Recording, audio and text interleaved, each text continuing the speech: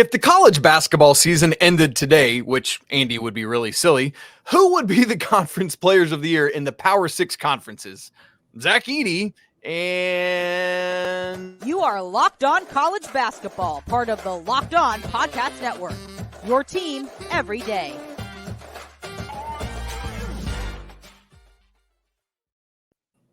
Hey there, what's up? Welcome into the Locked On College Basketball Podcast, the only daily national college hoop show out there.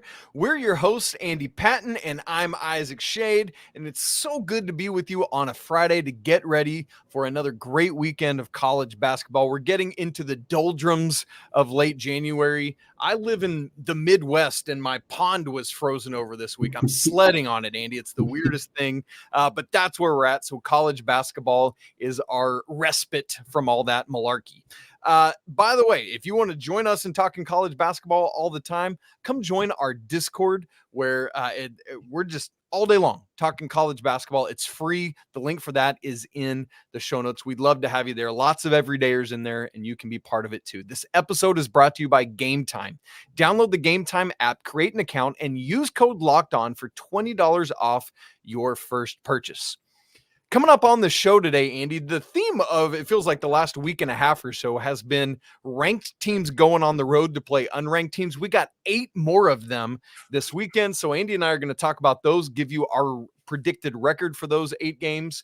We've also got some other great games this weekend. I think it's 3 AP ranked on ranked matchups along with several others. We're going to find out how legit Alabama is as they head to Tennessee. But Andy, where we want to start first is looking back at our conference Power-6 Player of the Year predictions, but we want to update that and say who we would pick today if we were doing it all over again. We're going to take the Power-6 conferences in order alphabetically, starting with the ACC.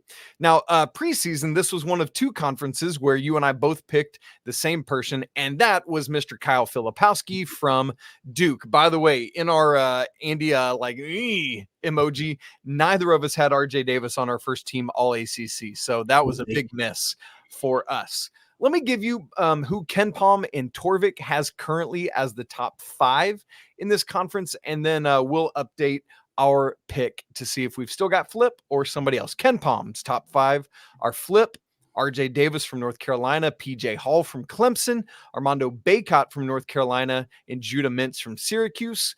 Torvik has mostly the same people. RJ, PJ, Flip, top 3, just in a different order. Jeremy Roach from Duke, and then Joe Girard, former Syracuse, now at Clemson.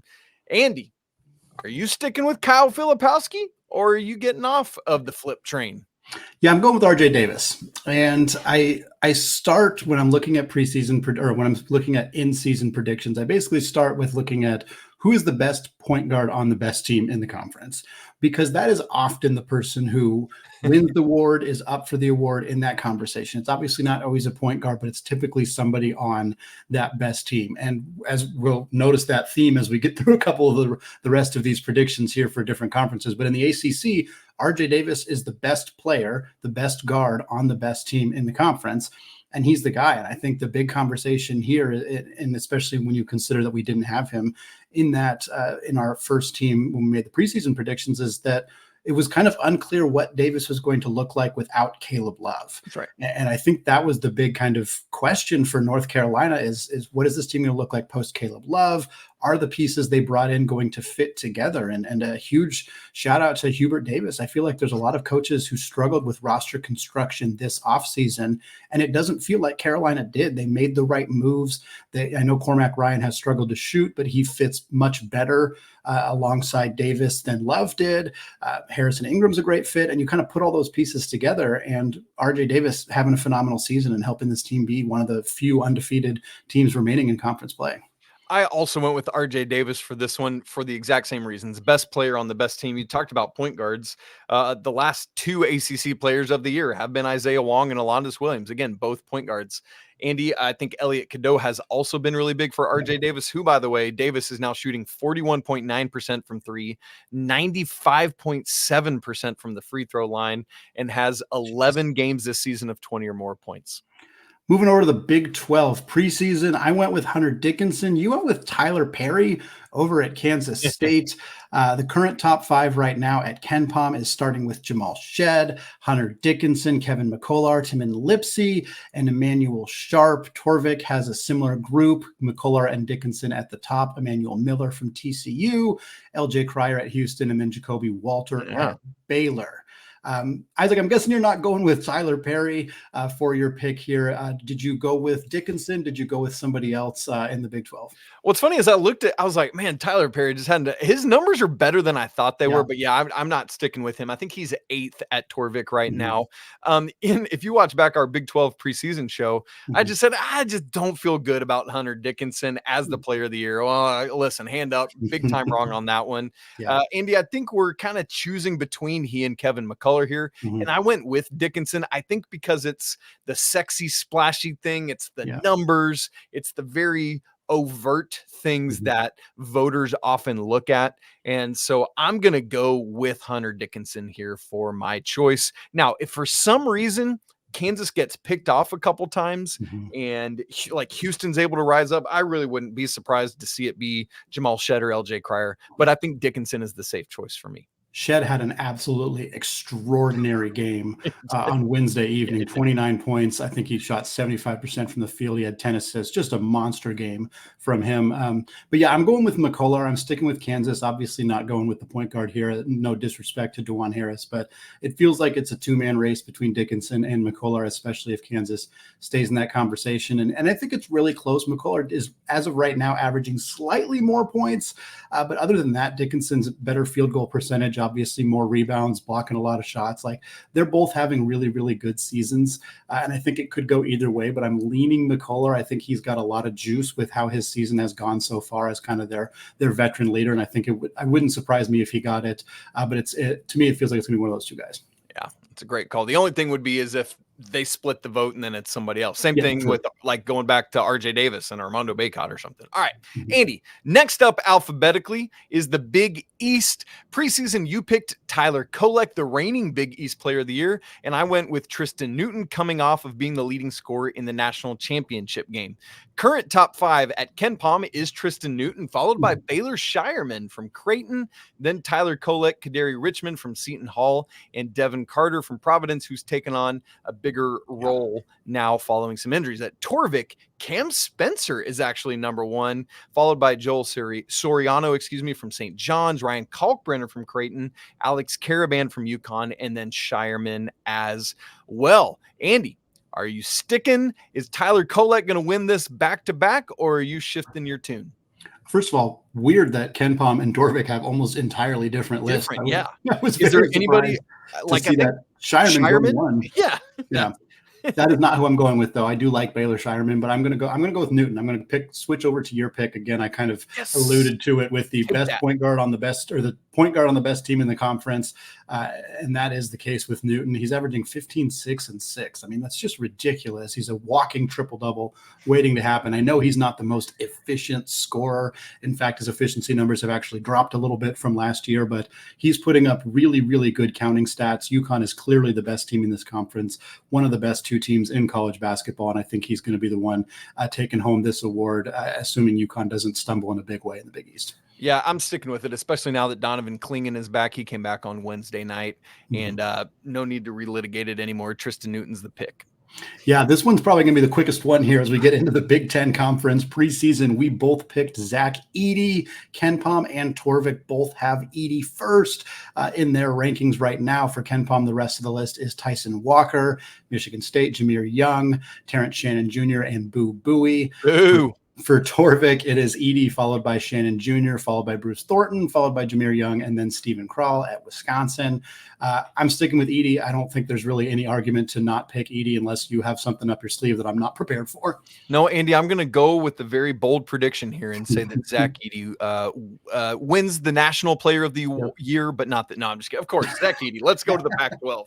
Andy, preseason in the Pac-12, you picked Boogie Ellis from USC, as we all thought they were going to be much better than they are. And I picked Umar Ballo from Arizona, who I just thought would be a force inside. Interestingly enough, I don't think we're sticking with either of those picks. Current top 5 at KenPom is Caleb Love, from Arizona, followed by, how wild would that be, by the way, if Caleb Love and RJ Davis were your, wow. Anyway, KJ Simpson from Colorado, Brandon Carlson from Utah, Umar Ballo from Arizona, and Keon Brooks from Washington.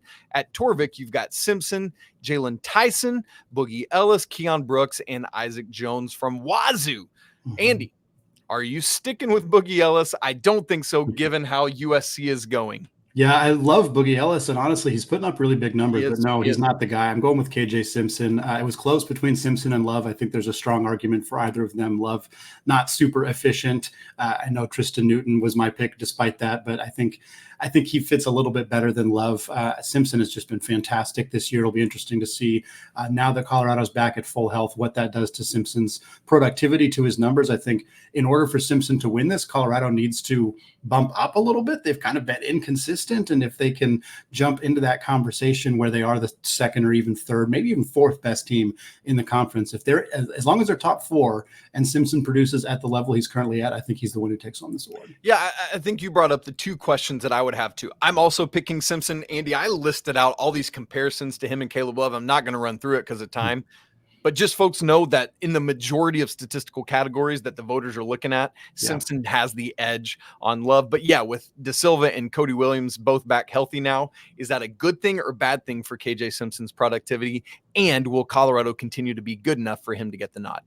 Looking at the SEC for preseason picks, I went with Janai Brome. I remember that being a bit of a bold prediction. You said it. Auburn. You even said this is a bold prediction. Yeah, I went with Brome, and Auburn has obviously been fantastic. They spread the love a lot, so I'm not sure how that's going to result for him in particular. You went with Wade Taylor the fourth. Everybody expecting a big jump from him. He has been inconsistent with a capital I for Texas A&M so far this year. Yeah, current top 41 points on 32 shots the other night, Andy. Come on. That does not surprise me at all from Mr. Taylor. KenPom's top list right now does have Brome number one from Auburn, followed by Mark Sears at Alabama, Wade Taylor the fourth, Dalton Connect, and Jonas Adu. No Kentucky players on that list. Again, they have spread the love in a big way, but that is surprising to see. Torvik has Sears number one, Antonio Reeves from Kentucky, Zion Pullen at Florida, Connect, and then Wade Taylor the fourth. Isaac, I'm going with Dalton Connect, and his performances the last few days in the SEC have been absolutely incredible. He hung 39 a few days ago. I think that was on Ole Miss that he did that. He's had over 25 points in his last three games in the conference. He's been playing some absolutely incredible jaw-dropping basketball for the Vols, and I think he's going to be the guy. Unless he has a huge drop-off, he's going to be the guy who takes home this trophy. And I think part of it, too, with Connect, who's my vote as well, by the way, is the story. Like coming up from JUCO to the other UNC and now doing what he's doing at Tennessee. And by the way, because of who Tennessee is offensively, he's not having to share the load with anyone else, like Kentucky guys or like Janai Broom's having to do with Jalen Williams, for example. Same with Wade Taylor. If he can find efficiency, he's the dude. But for me, it's Connect because of the numbers and because of the story. Well, Isaac, 8 ranked teams are taking on unranked opponents on the road on Saturday. We're going to predict how these games go because, as we have learned in the last week or so, it's almost certainly not going to be 8-0. How is this all going to shake out? We're going to talk about that. But first, today's episode of Locked On College Basketball is brought to you by FanDuel. The NFL playoffs just kicked off, and there is still time to get in on the action with FanDuel, America's #1 sportsbook. Because right now, new customers can get $150 in bonus bets guaranteed when you place a $5 bet. That's $150 in bonus bets, win or lose. The FanDuel app is super easy to use, and there are so many different ways to bet, including live same-game parlays. You can find new bets in the Explore tab. You can also make a parlay in the Parlay Hub, the best way to find current popular parlays. Wisconsin, 10.5-point favorites over Indiana on Friday night. We're going to get to that game and a handful of other games to close out the show, and we're going to give you our thoughts on this line. If you want to join us on that FanDuel app, visit FanDuel.com/lockedon and make your first bet a layup. FanDuel, an official partner of the NFL. Well, Isaac, 8 ranked teams going on the road, taking on unranked opponents. It was the biggest storyline in college basketball last week as we saw Purdue and Houston and Tennessee, and just take your pick. The list goes on and on. Unless you're talking about UConn or North Carolina, you're pretty much talking about a top 10, top 15, top 25 team who lost in the last 10 days or so. Going to be a ton of other opportunities to do that this week using the AP poll. We got 1, 2, 3, 4, 9, 15, 17, and 18 all going on the road. This is just on Saturday as well. I'm going to read the games quickly right here. And then, Isaac, I want to get your thoughts on how you think this overall slate's going to go. How many of these ranked teams you think are actually going to win? How many of them might end up falling? We'll start at the top. UConn goes on the road at Villanova. That game is on 8 Eastern time on Saturday. Fox Sports 1. Ken Pom favors UConn by just 2 in that one. Purdue at Iowa is next. That's at 2 Eastern time on Saturday. Also on FS1. That's the channel you're going to want to have on for most of the day on Saturday. Purdue favored by 7 at Ken Pom. Kansas, number 3, goes to Morgantown to take on West Virginia. 4 Eastern time. That one's on the Big 12 Network or ESPN Plus. Ken Pom favors the Jayhawks by 11. Number 4, Carolina, the Tar Heels go into Boston College to take on the Eagles, 2:15 Eastern time. That one's on the CW for folks who are interested in superhero shows and also watching North Carolina basketball. You can check that one out there. Carolina favored by 9 at Ken Pom. Number 9, Baylor goes on the road to take on Texas, noon Eastern, ESPN. Ken Pom favors the Bears by 2. Then more Big 12 action. Oklahoma, 15th ranked team, going on the road to take on Cincinnati, 1 Eastern time, Big 12 Network.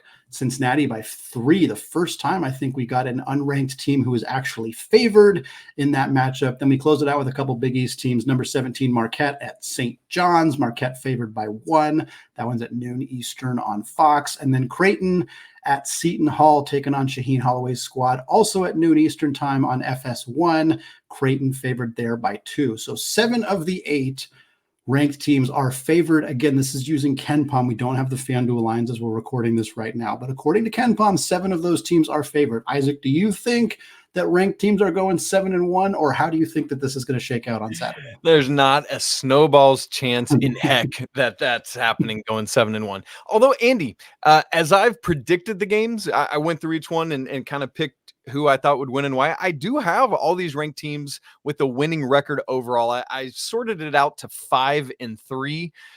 What I don't necessarily feel good about, though, is that I have, you said 1, 2, 3, and 4 in the AP poll are all in this count. I have all of them winning, and I don't feel great about that. So I feel like I do need to pick, like, if one of the top 4 ranked loses, who that would be. So I want to come back to that. But the 3 teams I have losing are Baylor at Texas, Oklahoma at Cincinnati, and Creighton at Seton Hall. And so let me just briefly mention those. With Baylor going on the road to Texas, Texas is coming off a loss to UCF on Wednesday night. My wife was in mourning, who's a big Texas fan. And then Baylor, remember, had that tight game earlier this week. And so they need to kind of find stuff on the road there in Austin, but I think Texas is going to be rearing. I just see a big Dylan Dessou game in this one. For Oklahoma going on the road to Cincinnati, Oklahoma's had a little bit of struggles after that undefeated start to the season. Cincinnati is 2-2 in Big 12 play, but they could very easily be 4-0 in Big 12 play, Andy. So watch that for Wes Miller's team at home. And then we've been talking about Seton Hall, man, but they just keep building this at-large resume. Creighton's been struggling despite what we just talked about with Baylor Shireman being on those lists. And so I just think Shaheen Holloway's team, despite, being the underdogs by 2 here, has what they need at home to be able to get another victory. And I tell you what, man, for Marquette and Creighton, it's going to be interesting. If they keep taking these losses, Seton Hall is just, who's 6-1 right now in the Big East, tied with UConn, just going to keep rising up. I feel like my picks are really boring, and I apologize in advance for these not being particularly interesting. I'm also taking ranked teams to go 5-3. The 3 teams that I have losing are literally the 3 lowest ranked teams in this conversation. Oklahoma and Creighton, you did a great job of breaking down those 2 games, so I won't rehash what you said there, but I do have Seton Hall beating Creighton. I do have Cincinnati beating Oklahoma. I think the only thing I'll add on that one is I think teams who are playing in a new road environment for the first time, Oklahoma has not played at Cincinnati before. Those Big 12 teams who who are new to the conference sometimes get a bit of a bump there, and I think that could help the Bearcats in this one. But I have Baylor beating Texas, but I do have Marquette losing at St. John's. Rick Pitino's team has been really good in really close games. They narrowly lost to Creighton. I think they're gonna bring it at home for the Red Storm, and I think their team is good enough to slow down Marquette. We've seen Tyler Kolek really struggling to shoot the basketball lately, and I just think that unless Shaka Smart's got something different up his sleeve, or unless some of those guys who've been struggling really find themselves, I think it could be a tough one. I'm really excited about this Oso Ighodaro, Joel Soriano matchup on the block between these two teams. I think that's going to be an absolute blast. But to me, I think your three teams outside the top 10 are going to fall on the road. I don't feel super great like you of picking all 5 of the top 10 teams to win. I think, and maybe you have some thoughts on these. Morgantown's a tough place to play, even though West Virginia is not very good. Yeah, they just beat Texas there last weekend. Yeah, they just beat Texas there. Iowa, I don't love this Iowa team, but I feel the same. Yes. Yeah. And Villanova's good too. So I think all those teams are susceptible. Carolina's the team I feel the best about, even though they're one of the only teams here that hasn't suffered one of these losses. Yeah. But I don't. There's not a whole lot of games on here that I think, I feel 100%, no problem, no way that team's going to lose. And the thing I didn't say about Baylor, I mentioned that close win over Cincinnati, but they did just lose at Kansas State. And so, there's going to be that angle with Baylor at Texas too. Andy, as weird as it is, if I had to pick one of those top four teams to go down, I think it would be one of the bookends, either UConn or North Carolina. I just don't see West Virginia having much for Kansas. I don't see Iowa having, if they're going to, make that a track meet with Purdue. No, come on. Yeah. But North Carolina plays at BC on Saturday, and then they're back home on Monday against Wake Forest, who's been playing really well. So I could see the Tar Heels maybe looking ahead a little bit. Yeah. However, let's also remember that on Wednesday night, Louisville cut into North Carolina's lead down to 5. So Hubert Davis is going to have the Tar Heels' attention. So, it's just really tough to pick one of those that actually might be an upset. But I feel like it's got to happen. One of those top 4 is going to lose. Yeah. UConn's the best team out of this group, or at least the highest ranked team. UConn versus Purdue is an argument we've had on the show already. But they're also playing the best team in Villanova out of this group. So I think that's going to be a really, really fun matchup. That is the game that is the closest, according to Ken Palm right now. I think if I had to pick one, I would probably pick UConn to go down. No, I think that's right. I think that's the one I'm leaning with. It feels bizarre to say that, but I do think that that's the one that's the most likely to happen. But again, it's the smallest line of those. Yeah, it's the smallest line for a reason. Klingon is just now getting back into the mix. I think that Villanova can exploit that matchup a little bit with Eric Dixon. I was going to say Dixon could have a big game. There's some intrigue in that game for sure, and I think there's definitely a reason to think that could be what would be a very big upset, even though the line in this one's pretty darn close.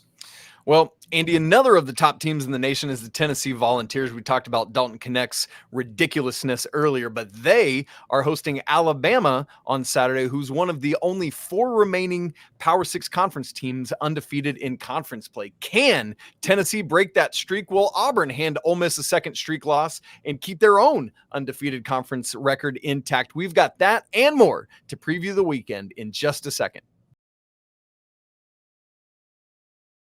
Right after I tell you that this episode of Locked On College Basketball is brought to you by Game Time.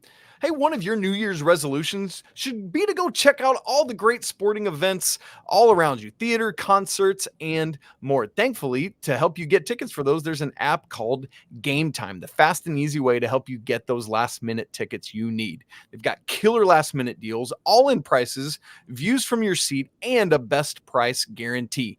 Game Time has got exactly what you need to help you not worry when you're buying tickets to your next big event. They've got you covered. Game Time, in fact, has deals on tickets right up to the start of the event and even while it's going on. So take the guesswork out of buying these tickets with Game Time. Download their app, create an account, and use code LOCKEDONCollege for $20 off your first purchase. Again, create an account, redeem code LOCKEDONCollege for $20 off. Terms apply. Download Game Time today. Last-minute tickets, lowest price, guaranteed. Andy, we are going to preview 5 games coming on Friday and Saturday. I feel like it's been a running theme lately, but Sunday is And obviously there's going to be a game or two that are going to end up worthwhile for us to talk about on Monday, but on paper, Saturday's where it's at. But also let's start tonight, Friday night, as the Hoosiers traveled to Wisconsin, who just got beaten for the first time in conference play earlier this week. This game is at 8:30 Eastern on FS1, man. FS1, as you said, they've got the action. This game, FanDuel, we do have this line, Wisconsin by 10.5. And Andy, here's where I got to start to ask you about this game. Earlier in the week, Purdue was at Indiana, and we were like, man, Assembly Hall, it's a tough place to play.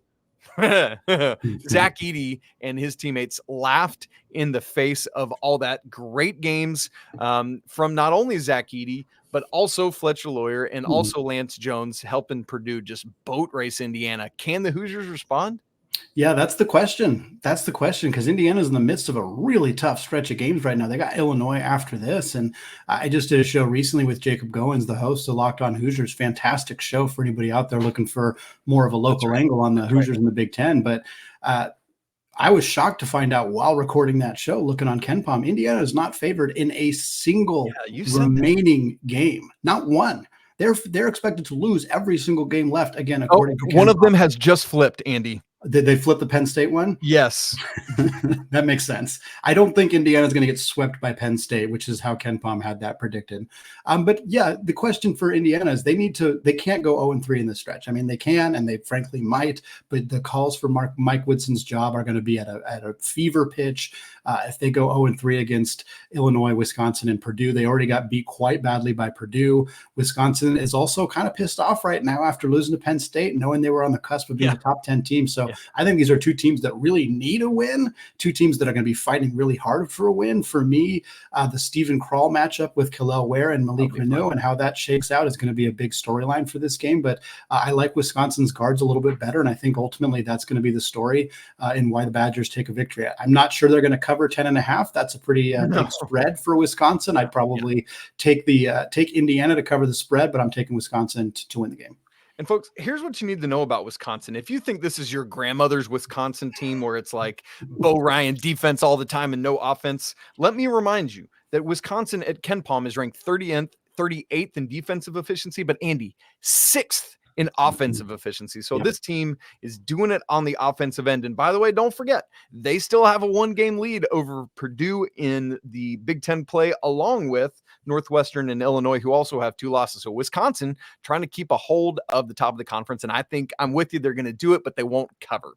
Andy, let's go to the SEC. This is the game I think I'm actually most excited about, despite the fact that the other 3 games we're going to discuss pretty quickly are all ranked on rank. This is Alabama at Tennessee, 2 Eastern on ESPN2. KenPom has it, Tennessee -4. Andy, Mark Sears suffered an injury. I believe that was Tuesday night.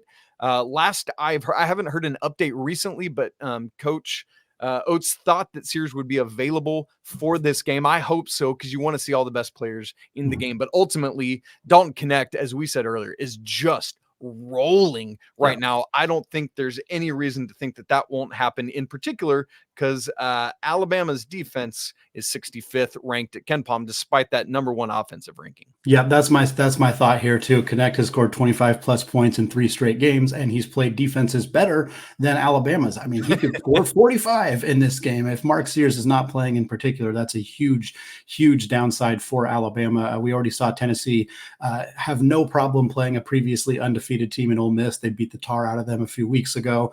Alabama being undefeated in the SEC is not something that I think is going to bother Tennessee too much, especially not in Knoxville. And I think they're going to take home honestly, I think they're going to take home a resounding victory. I think they're going to beat Alabama by 10 plus points. And I think that's going to kind of quell a little bit of the momentum that has been built for the Crimson Tide over the last couple of weeks.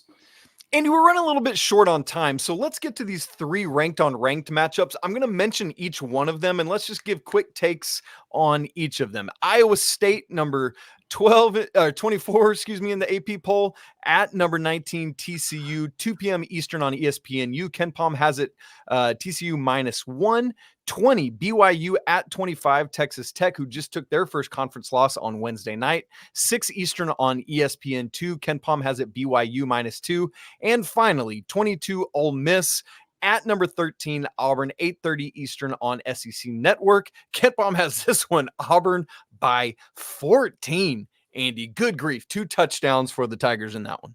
Yeah, I think Iowa State and TCU, BYU at Texas Tech, both fun games. Both, I mean, there's so many Big 12 teams ranked. It feels like half the Big 12 matchups are just going to be between ranked teams going forward. But Ole Miss at Auburn is definitely the game I'm most excited about. Can Ole Miss respond from losing a game to LSU earlier this week? Can Auburn continue to not only be an undefeated team in the SEC, but continue to beat teams often by 10, 15, 18 points? I think Auburn, if they could really, really establish themselves as like, hey, we are not a team that should be outside the top 10, which was ridiculous from the AP poll. This to me is a top 5 borderline team. I think we had them 6th.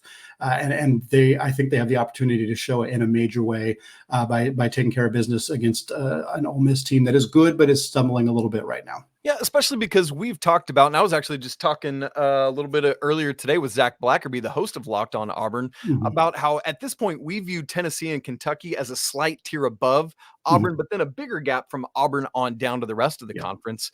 But this is a great opportunity for Auburn to just kind of show nationally, hey, look, we are in that conversation with Tennessee and Kentucky. So we'll see what happens there. I'm going to go with Iowa State, by the way, upsetting TCU in Fort Worth. And then I'm going to get Texas Tech bouncing back at home against BYU in that one. Yeah, I think I'll take Texas Tech. I'll take Auburn, and then I'm going to take TCU. I'll go sweep with the home teams here. I think TCU might win that one, but I think that's going to be a close game. I think all three the 2 Big 12 games are going to be close. I'm not so confident that Ole Miss can keep it close against Auburn. I don't see that being a game. Yeah, I don't think so. We'll see. We'll find out, right? No, we won't find out. We already know, Andy. We already know. Now, that's going to wrap it up for today here on the Locked On College Basketball Podcast, folks. Thanks so much for making this show your first listen or your first watch of the day. Shout out to those everyday listeners, and shout out to those of you who have joined us on our Discord channel. If you want to do so, there is a link in the show notes on both audio and video platforms. It is free to join. You can come talk to us about these games throughout the day. On Saturday, I'm going to be sitting on my couch watching college basketball all day long, so happy to chat with all of you there. Thanks again for listening, and until Monday when we get back to recap all of these exciting games, peace out.